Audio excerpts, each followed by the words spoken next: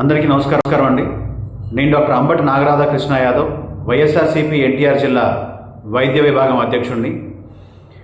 ఇన్ని రోజులు కూటమి ప్రభుత్వం చేసిన దుష్ప్రచారానికి అడ్డుకట్ట కడుతూ సిబిఐ తన రిపోర్ట్లో కోర్టుకి ఏమని తెలియజేసిందంటే, Indian Council for Agriculture Research, National Dairy Research ఇన్స్టిట్యూట్లు ఈ శాంపిల్స్ని కలెక్ట్ చేసిన తర్వాత పరీక్షించి వాటిల్లో ఏ విధమైన జంతువు కొవ్వు కలవలేదు, తిరుమల తిరుపతి లడ్డూలలో ఎటువంటి జంతు కొవ్వు, యానిమల్ ఆయిల్స్, యానిమల్ ఫ్యాట్స్ అవశేషాలు లేవు అని సుస్పష్టంగా రిపోర్ట్ను కోర్టుకి సబ్మిట్ చేసింది.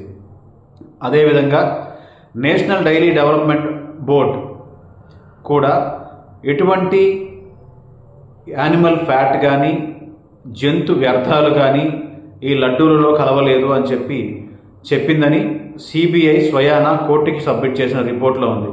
అయినా కూడా కూటమి ప్రభుత్వ నేతలు చంద్రబాబు నాయుడు గారు కానీ, వారి ఎమ్మెల్యేలు కానీ, పవన్ కళ్యాణ్ గారు కానీ, వారి ఎమ్మెల్యేలు కానీ ఒక అబద్ధాన్ని ఆడేశాం, పచ్చ మీడియా ద్వారా ప్రచారం చేసేసాం, దాన్నే కొనసాగించేద్దాం, తద్వారా వైఎస్ఆర్సీపీకి చెడ్డ పేరు తీసుకొద్దాం అనే విష ప్రయత్నాలు ఆపకుండా నిరంతరం కోర్టులో సిబిఐ ఇన్ని ఇన్స్టిట్యూట్లు అందులో కొవ్వు కలవలేదు అని చెప్పినప్పటికీ వాళ్ళ ప్రచారాన్ని వాళ్ళు కొనసాగిస్తూనే ఉన్నారు.